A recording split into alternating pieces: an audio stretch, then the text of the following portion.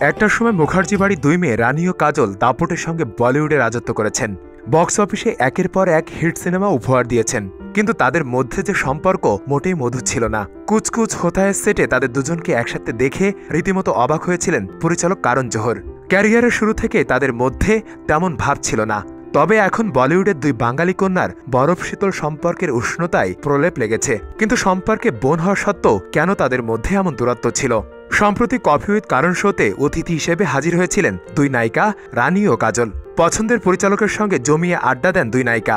কারণও এমন বেশ কিছু প্রশ্ন সামনে নিয়ে আসেন, যা নিয়ে প্রথম থেকে রানীর অনুরাগীদের কৌতূহল ছিল।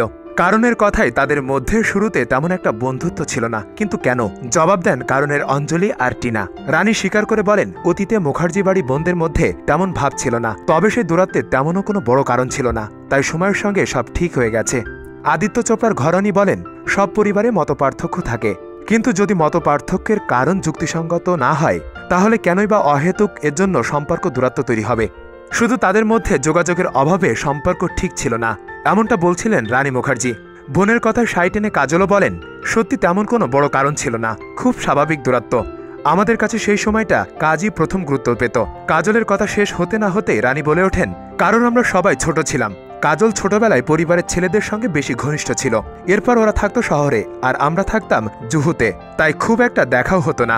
রানীর কথায় দুজনের বাবার মৃত্যুর পর থেকেই তাদের বন্ধুত্ব আরও গাঢ় হয়েছে। কাজলের চেয়ে তার বোন তানিশার সঙ্গে তার সম্পর্ক যে বেশি ভালো তা স্বীকার করেছেন রানী মুখার্জি।